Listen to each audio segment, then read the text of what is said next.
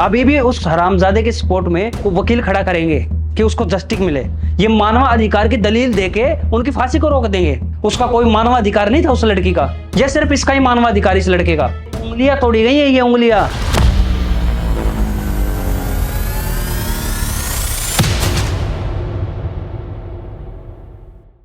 जिस देश में हम गाय को माता कहते हैं, जिस देश को हम भारत माता कहते हैं, जिस देश में हम नदियों को माँ कहते हैं और जिस पृथ्वी को हम माँ कहते हैं, जहाँ नवरात्रों पर कन्याओं को बुलाकर उनको भोज कराया जाता है, जहाँ छोटी बच्चियों को देवी का स्वरूप माना जाता है और जिस देश में वसुधैव कुटुंबकम का नारा दिया जाता है, उस देश में महिलाओं की ये दुर्दशा।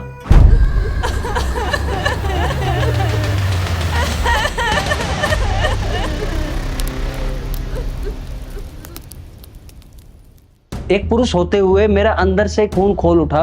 मतलब कैसी बर्बरता की उस डॉक्टर के साथ। मतलब किसी ने तो आवाज सुनी होगी उसकी। क्या कोई नहीं था वहां पे? क्या एक डॉक्टर की पुकार किसी ने भी नहीं सुनी कि जो उसको बचा सके? डॉक्टर को हम भगवान का दर्जा देते हैं, लेकिन कलकत्ता के केस को देख के लगता नहीं है कि आज भगवान भी सेफ है इस धरती पे।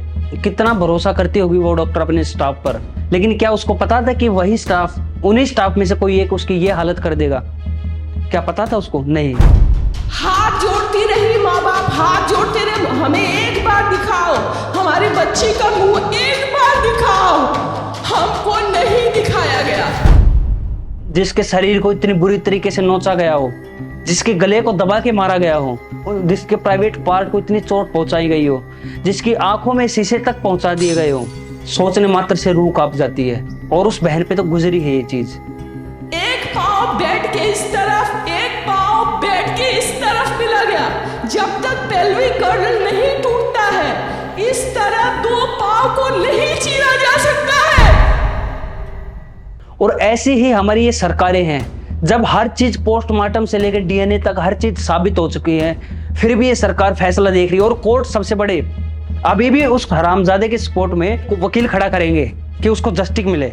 अगर कानून के वश में नहीं है, एक बार जनता को सौंप के देखिए, फिर बताती है जनता कैसा फैसला करती है, कैसा नहीं है। From the Democratic Justice Forum, we will take this to the world and we will get rid of Mamata Banerjee. आज ये बोलते हैं कि हरियाणा में जो खापे चलती थी, जो पंचायतें चलती हैं, वो गलत काम करती थी। गलत नहीं करती थी, वो टिट फॉर टैट करती थी। वो जानती थी जैसे को तैसा कैसे किया जाता है। महिलाओं के आत्मसम्मान के लिए, उनकी रक्षा के लिए आपको खड़ा होना पड़ेगा। हम आपको चुन के इसलिए नहीं भेजते हैं कि आप मलाई खाइए, आप पैसे खाइए, इस देश में मौज उड़ाइए, आप हेलीकॉप्टर में बैठ के इधर से उधर जाइए, आप अपनी रैलियां कीजिए, विदेश में घूमिए। इसलिए चुन के नहीं भेजते हैं। इसलिए चुन के भेजते हैं कि आप देश को तरक्की पे राह पे लेके आएंगे, इस देश को इस हो रही दुर्दशा से बचाएंगे। लेकिन कोई बोलने वाला नहीं। क्यों? फर्क नहीं पड़ता ना। तुम्हारी बहन नहीं थी ना, हमारी बहन नहीं थी ना, इसलिए नहीं बोलता कोई आज भी।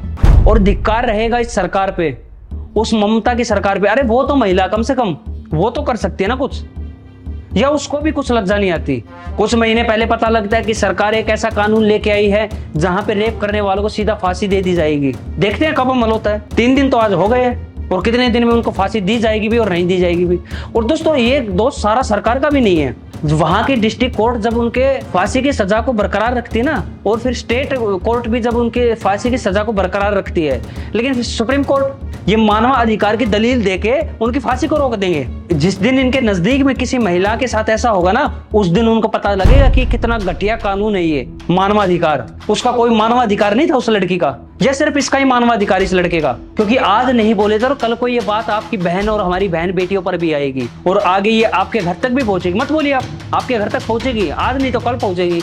और यहाँ पे कोई धर्म का मामला नहीं है कि आप चुप रहेंगे। मैं सेंट्रल गवर्नमेंट से अपील करता हूँ कि जितना जल्दी हो सके ना, या तो जल्दी से जल्दी फांसी दी जाए, या बीच चौराहे पे खड़ा करके उसे गोली मार दी जाए, ताकि उस बच्ची को जल्दी से जल्दी इंसाफ मिले। 2012 का केस था जो दामिनी केस के नाम से प्रसिद्ध हुआ था, वो केस था, वो भी कितनी बर्बरता के साथ किया गया था। इस केस में भी डॉक्टर बता रहे हैं पोस्टमार्टम के हिसाब से कि ये एक आदमी का काम नहीं हो सकता। क्या आपको पता है दोस्तों, इस केस में 150 ml स्पर्म मिला है। एक बंदे का नहीं होता कोई भी।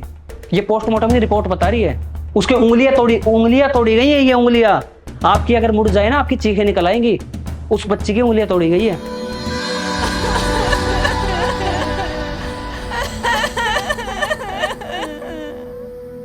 इससे ज्यादा इस केस से संबंधित मैं और बात कर भी नहीं पाऊंगा। उम्मीद करता हूं कि सरकार जल्दी उस बहन को न्याय दिलाएगी। तब तक के लिए जय हिंद, जय भारत, जय श्री राम।